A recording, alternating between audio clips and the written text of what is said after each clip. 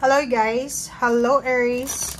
Welcome Aries! Alamin natin ang first 15 days ng February 2024 para sa lahat ng Aries. General reading to guys. I hope na makuha mo ang energy. 40-41, magkasunod lang siya. Okay. Meron kang balance, stability, standing firm, circle of eternal joy, timelessness, and dance of life. Okay. 41-5. Sinasabi ng baraha sa'yo dito, Aries, na if ever man na nag-aalala ka, or for example, worried ka, nag-aalala ka para sa kung ano yung mangyayari sa'yo sa ngayon, bukas, makalawa, dito sinasabi ng baraha, go with the flow. Dance of life, dance with life. Kung ano yung music ngayon, or yung tugtog, isayaw mo. Diba? Parang ganun. Sinasabi ng baraha, panindigan mo kung ano yung pangarap mo sa buhay, but still go with the flow. Alam mo yung gano'n na, alam mo na, for example, alam mo na hindi pa ito yung right timing, pero hindi mo i-give up kung ano yung gusto mo. Hahayaan mo lang na dumaan yung araw, hahayaan mo lang na dumaan yung mga buwan, gabi, pero nandiyan sa puso mo, sa isip mo, yung kung ano talagang gusto mo. Diba? Hindi mo siya bibitawan. Okay.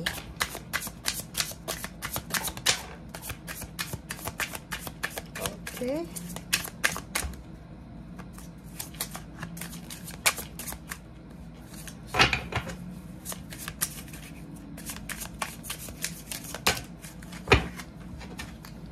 Okay, Aries.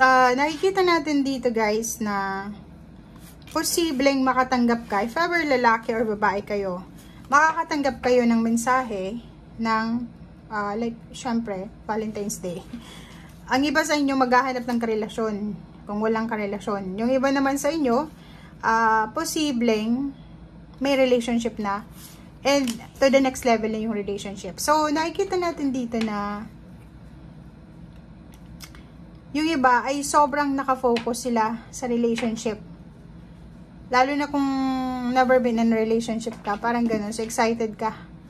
Bakit ka ba excited? So, nakikita natin dito, it's either same sign mo, Aries, Leo, Sagittarius, or pwedeng Gemini, Libra, Aquarius, ang posibleng lumapit sa'yo, mag-send sa'yo ng email, chat, call, or kung ano pa man ang communication nito dahil gusto ka niya. Parang ganun. And eto naman na 3 of Wands, and then 3 of Pentacles. 33 siya. May tamang ano dito, nasa tamang tao, nasa tamang posisyon, nasa tamang pagkakataon. May iba sa inyo ditong kung babae ka, maraming magkakagusto sa'yo. Maraming, kung makikita mo babae or lalaki siya eh, diba? Sa usaping pera, siguro maraming maniniwala sa'yo, maraming makaka-appreciate ng galing mo sa trabaho, sa business, kung may business ka. And maraming gustong makisali sa parade mo. Or maraming gustong makisali sa success mo. Or maraming gustong makipag-collaborate sa'yo. Makipag-commit sa'yo. It's either relationship man siya or pera. So, ang nakikita natin dito, ang number na lucky sa'yo is 3. 3, 3, 3. Or 4. 3, 3, 3, 3. Okay? And sinasabi ng baraha mo dito na parang parang nasa alapaap, 'di ba? Yung parang isang magic yung nangyari na for several months and days walang pumapansin sa iyo. Tapos biglang may pumansin, parang gano'n na dati parang hindi ka nag-i-exist. And then ngayon parang nararamdaman mo, wow, may nakakapansin sa akin, may nakakagusto sa akin, may gusto akong kunin as ninong-ninang, may gusto akong kunin as kumpare nila, ganito, ganyan. So, medyo matatawa ka, pero dance of life lang, go with the flow lang.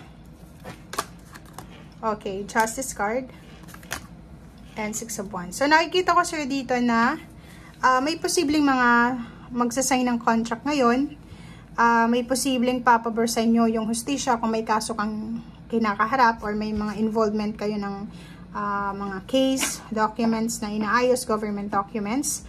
Nakikita ko sir yung victory and success. Posibleng may mga exams, interviews na makakapasa kayo. Nasa spotlight kayo ngayon eh. Spotlight, limelight. And yun na nga, relationship man yan or trabaho, maraming nakakapansin sa'yo ngayon. Parang nag-illuminate ka, di ba? Maraming may gustong kunin ka. Wow. So, yun. Nakikita natin dito na abot kamay mo na yung pangarap mo. Pero, pag-isipan natin ng mabuti ang bawat decision making na gagawin natin. So, ibig sabihin yan, marami kang offers na makukuha. Like, offer of love, offer of money, partnership, collaboration. Pero, ang sabi sa'yo ng Hermit, huwag kang magmadali. Kailangan mong pag-isipan ng mabuti. And, isipin mo na, kahit mga halimbawa, dream relationship mo yon, dream job mo yon, make sure na kailangan mong maintindihan na gusto mo talaga siya. Or gusto mo itong trabaho ito, gusto mo itong business na to, or gusto mo ang taong ito. Okay?